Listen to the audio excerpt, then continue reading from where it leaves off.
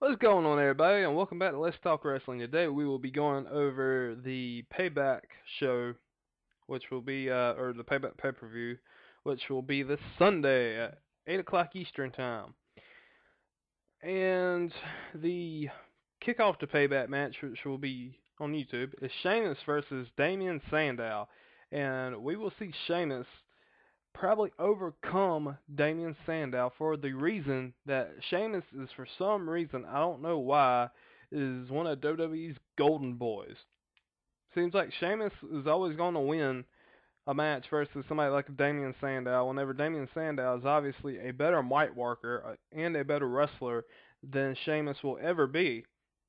And I just don't understand why is Damien Sandow on the pre-show. Why is he not contending for an IC title or the US title? Why is he not the US champion or the IC champion? It's not making any sense. WWE is not pushing the guy to his full potential. I guarantee you put Damien Sandow in TNA, he would probably at least have the TV title by now. And it's just ridiculous. Or, hopefully, maybe in TNA he could contend for a TNA World Heavyweight Championship.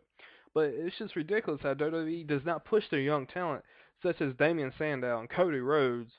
And, it's just like the creative team falls off the map with these guys. And I just hope it doesn't happen to the guys like The Shield or Bray Wyatt. Alright, enough of that little rant. We're going to move on to Caitlyn versus AJ Lee for the Divas Championship. If AJ Lee does not win, I will riot. AJ Lee's character is great. I feel like AJ Lee should win this title match for the reason that Ziggler's little stable he has going on. Ziggler is the World Heavyweight Champion, and I feel like Big E Langston could have been fighting Dean Ambrose for the U.S. title instead of Kane, or Big E Langston could be in that triple threat match for the IC title. Put a title on everybody in that little stable and make them look powerful. Show that Ziggler is taking over. But AJ Lee should win this one. Caitlyn is not entertaining, while AJ, whenever she comes on camera, I do not mind watching a segment she's in, and I do not mind watching a match she is in, because she's entertaining. So, if she wins it, I'll be happy. Seth Rollins and Roman Reigns versus Daniel Bryan and Randy Orton for the Tag Team Championship. Guys, this is what we've been waiting on. Randy Orton's turning heel right here. Either that or Daniel Bryan's turning heel. Because last Friday on SmackDown, Randy Orton ended up RKOing Daniel Bryan. And I feel like having them team up, I feel like one of the guys was going to walk out on the other guy. I feel like it's going to be Randy Orton, or Randy Orton's going to RKO Daniel Bryan. And this will eventually lead up to probably Randy Orton versus Daniel Bryan, probably a feud. So, hey, I mean,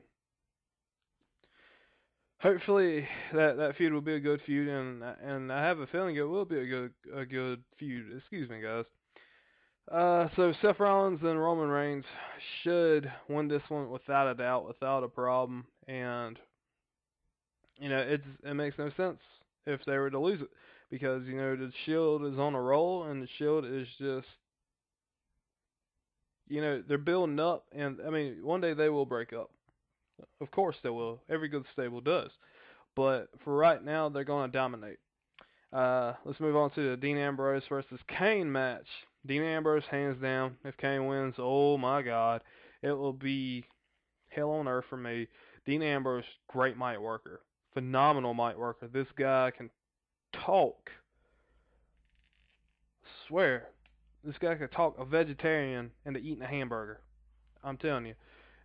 Kane, I feel like if he's going to have another title run, it should be for the World Heavyweight Championship.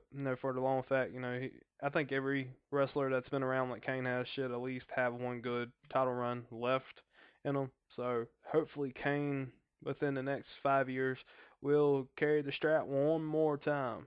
Hopefully one more time. We're going to move on to Wade Barrett versus The Miz versus Curtis Axel.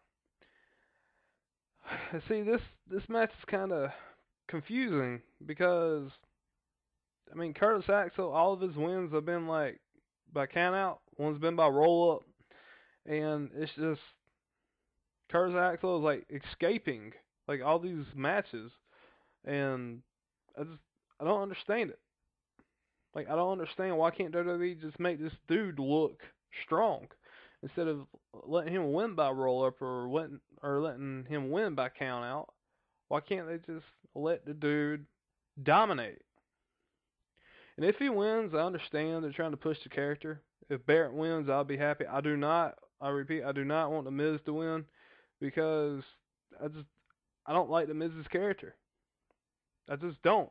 I haven't liked it since whenever he came back in Money in the Bank. His character a little while after that, it was good, but whenever Ric Flair came in and became his mentor, uh, the character ain't no good. Excuse me, but the character ain't no good, and I really hope that the Miz does not win this title.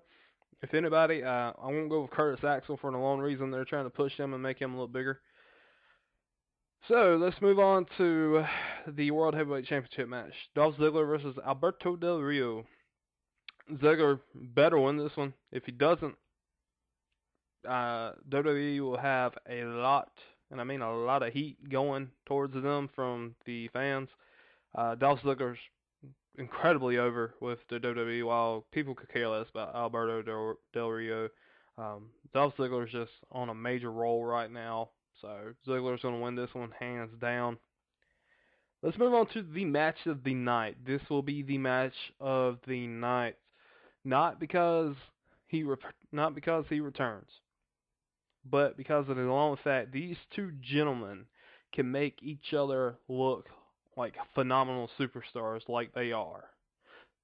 Chris Jericho versus the returning CM Punk, where I feel like we see CM Punk turn face. I feel like CM Punk will break away from Paul Heyman, and he will turn face. This could be bad for the lone reason if anybody's wanting SummerSlam to feature CM Punk versus John Cena. You can't see that because Cena will never be a heel. He'll just never be a heel. But CM Punk versus Brock Lesnar is a possibility if CM Punk turns face. So, Chris Jericho is a face. CM Punk is a heel as of current day. So, it still works out for right now. But don't be surprised if CM Punk ends up turning face.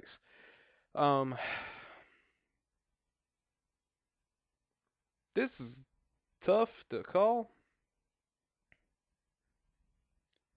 I feel like WWE could do an angle where like Chris Jericho can win and CM Punk will just be still trying to get over the Undertaker loss. Or WWE could have CM Punk come back and dominate, show new moves, do new movesets, just dominate this match and make him look strong. But we're going to go with CM Punk. So hopefully CM Punk will win this one. Now, for the match of the night, which I hope delivers, my God, I hope it does, because if it doesn't, this is not a main event. We have John Cena versus Ryback for the WWE Championship in the 3 stages of hell.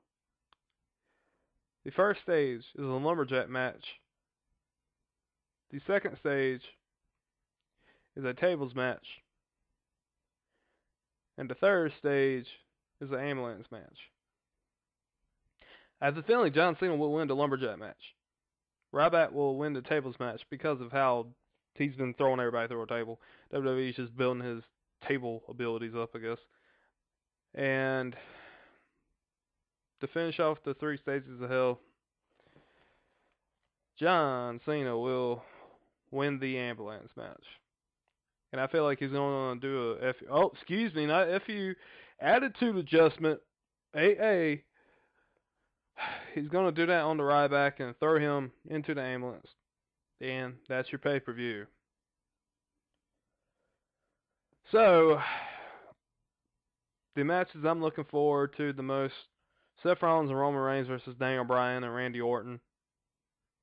I believe the IC title match can deliver. And CM Punk versus Chris Jericho. Those are the 3 matches that I'm looking forward to. But that's about it, guys. Like, comment, subscribe, do whatever you want to do, and just check back in with me later. If you don't want to spend like $45-50 on a pay-per-view, go to FirstRowSports.com, and they live stream TNA pay-per-views and WWE pay-per-views.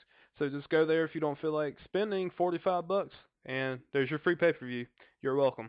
Later, guys.